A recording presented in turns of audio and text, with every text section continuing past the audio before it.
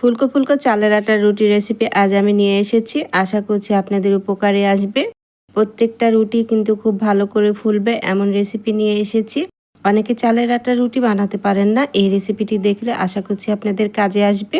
আসসালামু আলাইকুম, কেমন আছেন সবাই?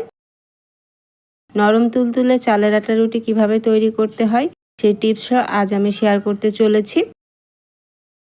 চলুন তবে শুরু করি এই চালের আটার রুটিটা কিভাবে তৈরি করতে হয়। আর এভাবে আপনি চালের আটার রুটি তৈরি করলে সারাদিন এরকম নরম তুলতুলে থাকবে, শক্ত হয়ে যাবে না। আর প্রত্যেকটা রুটির এরকম পকেট তৈরি হয়ে যাবে। দেখে নিশ্চয়ই বুঝতে পাচ্ছেন। আর খুবই সহজে নতুন রাঁধুনিরাও এভাবে চালের আটার রুটি তৈরি করে নিতে পারবেন। ভিডিওটি স্কিপ না করে সরাসরি ভিডিওটা দেখার চেষ্টা করবেন, তাহলে আপনাদের উপকারে আসবে। চালের আটার রুটি তৈরি করার জন্য এখানে আমি 2 কাপ মেজারমেন্ট কাপে 2 কাপ পানি নিয়েছি, নর্মাল ঠান্ডা পানি। আর এই যে একটি উপকরণ দিচ্ছি, এই উপকরণটি দিলেই কিন্তু চালের রুটি খুব সুন্দর সফট এবং ফুলকো হবে। এখানে 1 টেবিল চামচের মতো আমি ময়দা দিয়েছি। এখানে আপনি আটাও দিতে পারেন, তবে ময়দা দিলে কিন্তু রুটিটা খুব বেশি ফুলকো হবে। আর আমি কিন্তু চুলাটা ধরিয়ে দেইনি, আগে ঠান্ডা পানির মধ্যে 1 টেবিল চামচের মতো ময়দা দিয়েছি। ময়দাটা খুব ভালো করে পানির সাথে মিশিয়ে নিয়েছি, দেখতে পাচ্ছেন।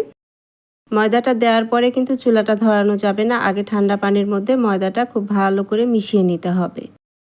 ময়দাটা যখন খুব ভালো করে মিশে গেছে, তখন এখানে আমি দিয়ে দিচ্ছি স্বাদমতো লবণ আর 1 টেবিল চামচের মতো রেগুলার রান্নার তেল। এই দুটো উপকরণ দেবেন, তাহলে কিন্তু রুটিটা অনেক বেশি সফট হবে। এখন আমি চুলাটা ধরিয়ে দিচ্ছি। চুলাটা ধরিয়ে আমি এই পানিটা খুব ভালো করে বলক তুলে নেব। আর এখানে কিন্তু নাড়া থামানো যাবে না। আমি যে ময়দাটা দিয়েছি, চুলা ধরানোর পর এভাবে অনবরত নেড়ে যেতে হবে।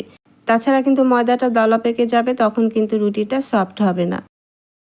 আমি এভাবে নেড়ে চেড়ে ময়দাটা কিন্তু পানির সাথে খুব ভালো করে সেদ্ধ করে নিচ্ছি, দেখতে পাচ্ছেন। আর পানিটাও কিন্তু খুব ভালো করে বলক চলে এসেছে। এখন আমি যে কাপ দিয়ে মেজারমেন্ট কাপ দিয়ে যে পানি দিয়েছি, সেই কাপ দিয়ে আমি 2 কাপ শুকনো চালের গুঁড়ো দিয়ে দিলাম। যেই মেজারমেন্ট কাপের আপনি পানি দেবেন, সেই মেজারমেন্ট কাপ দিয়ে মেপে আপনি চালের গুঁড়ো দেবেন। এখানে আমি শুকনো চালের গুঁড়োর জন্য 2 কাপ পানি দিয়েছি। আর আপনি যদি ভেজা চালের গুঁড়ো হয়, পানির পরিমাণটা কিন্তু কম লাগবে, তখন কিন্তু 1.5 কাপ পানি দিতে হবে।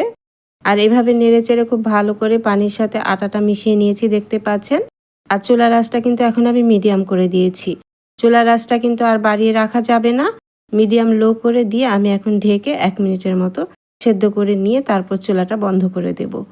আর এভাবে রেখে দিতে হবে 2-3 মিনিটের মতো, তাহলে খুব ভালো করে আটাটা সেদ্ধ হয়ে যাবে। আমি ঢাকনাটা উঠিয়ে নিয়েছি, আমি কিন্তু চুলাটা বন্ধ করে দিয়েছি। এখন গরম থাকা অবস্থায় হাতে সহ্য হয় এমন অবস্থায় এই চালের আটাটা মুথে নিতে হবে। অবশ্যই গরম থাকা অবস্থায় আপনাকে মুথে নিতে হবে, তাছাড়া কিন্তু আটাটা শক্ত হয়ে যাবে। একটু গরম অবস্থায় এটা করে নিতে হয়। হাতটা আপনি নর্মাল ঠান্ডা পানিতে ভিজিয়ে ভিজিয়ে এভাবে কিন্তু আটাটা মুথে নিতে পারেন, তাহলে কিন্তু আটাটা খুব বেশি সফট থাকবে। আর ঠান্ডা হয়ে গেলে কোনোভাবেই রুটিটা কিন্তু সফট হবে না, আবার রুটিটা তৈরিও করতে পারবেন না। যখন আপনি রুটিটা তৈরি করতে যাবেন, রুটিটা ফেটে যাবে। হাতটা নর্মাল পানিতে ভিজিয়ে ভিজিয়ে এভাবে আমি খুব ভালো করে আটাটা মুথে নিচ্ছি, দেখতে পাচ্ছেন।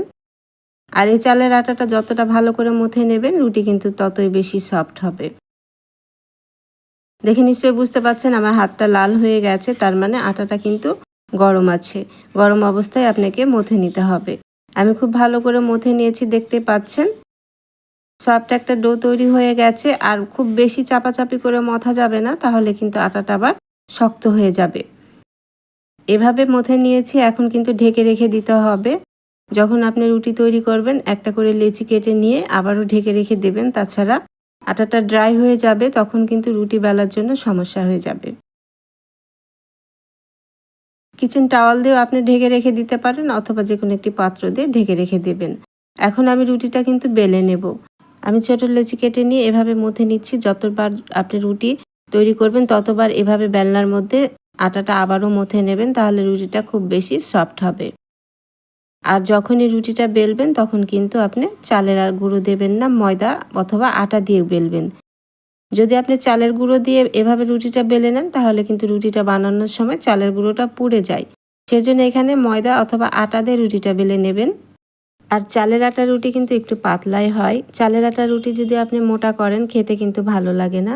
দেখতে পাচ্ছেন যে আমি রুটিটা কিভাবে বেলে নিয়েছি আর কতটা সফট হয়েছে। আর আপনি যদি আটাটা এভাবে মথে না নেন তাহলে কিন্তু রুটি বেলার সময় রুটির সাইডটা ফেটে যাবে, আবার রুটিটাও ফেটে যাবে। আবার খুব বেশি পাতলা যদি রুটিটা বেলতে যান তাহলে কিন্তু রুটিটা ছিঁড়ে যাবে। মিডিয়াম পাতলা করে এভাবে বেলে নিতে হবে। দেখে নিশ্চয়ই বুঝতে পাচ্ছেন যে লেচিগুলো কতটা সফট হয়েছে। আমি যে টিপসটা দেখিয়েছি সেভাবে আপনি একবার চালের আটা রুটি তৈরি করে দেখেন। সারাদিন কিন্তু রুটিটা সফট থাকবে, আবার খেতেও কিন্তু অনেক বেশি মজা হবে, আবার রুটিটাও ফুলকো হবে। এই টিপস অনুযায়ী আপনি একবার বাসায় তৈরি করে দেখতে পারেন। আর পানির মতো সহজ, নতুন রাঁধুনিদের জন্য কিন্তু খুবই উপকারে আসবে। সবাই কিন্তু চালের আটা রুটি তৈরি করতে পারে না, একটু ভয় পায়। আর আমি যে পদ্ধতিতে দেখিয়েছি নতুন রাঁধুনিরা কিন্তু এভাবে রুটি তৈরি করতে পারবেন, ভয়ের কিন্তু কোনো কারণ নেই। দেখে নিশ্চয়ই বুঝতে পারছেন যে আমি রুটিটা বেলে নিচ্ছি আর রুটিটা খুব সুন্দর করে বেলা হয়ে যাচ্ছে আর কতটা সফট হয়েছে। চালের আটাটা যদি খুব ভালো করে মথে নেন তাহলে কিন্তু রুটির সাইডটা ফেটে যাবে না। আর চালের আটাটা যদি খুব ভালো করে না মথে নেন তাহলে রুটির সাইডটা কিন্তু ফেটে যাবে। দেখতে পাচ্ছেন যে আটার রুটিটা কতটা সফট হয়েছে। আমি সবগুলো রুটি কিন্তু এভাবে বানিয়ে নিয়েছি। আর আমি চালের আটার রুটিটা এরকমই পুরুত্ব রেখেছি, আপনারা চাইলে আরেকটুও পাতলা করে নিতে পারেন। আমি সবগুলো রুটি বানিয়ে নিয়েছি।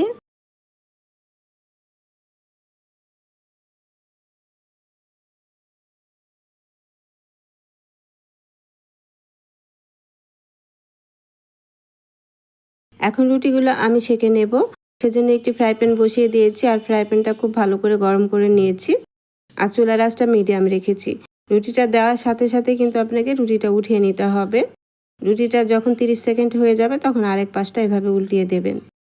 আর চালের আটার রুটিটা কিন্তু একটু সাদা রাখতে হয়, আর একটু মুচমুচে হয়ে গেলে রুটিটা কিন্তু শক্ত হয়ে যায়। চালের আটার রুটি কিন্তু খুব তাড়াতাড়ি তৈরি হয়ে যায়। নর্মাল রুটি কিন্তু আমরা একটু মুচমুচে করে ভেজে নেই। আর চালের আটার রুটিটা কিন্তু একটু সাদা সাদা রাখতে হবে, তাহলে কিন্তু রুটিটা সফট থাকবে। আর যেহেতু আমি আটাটা খুব ভালো করে সেদ্ধ করে নিয়েছি, দেখতে পাচ্ছেন যে রুটিটা কি সুন্দর করে ফুলকো হয়ে গেছে। এরকম করে প্রত্যেকটা রুটি ফুলকো হবে এবং সফট হবে।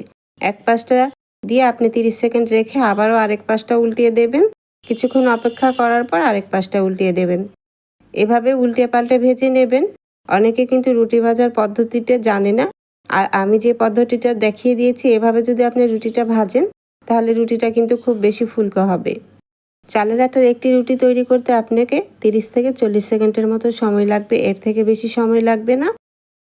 আর কোনোভাবে কিন্তু চালের আটার রুটিতে কালার আনা যাবে না, তাহলে কিন্তু রুটিটা ঠান্ডা হওয়ার পরে শক্ত হয়ে যাবে। চালের রুটি কিভাবে ভেজে নিতে হয় সেই রেসিপিটি আমি দেখিয়ে দিচ্ছি, আপনারা দেখে নিশ্চয়ই বুঝতে পাচ্ছেন।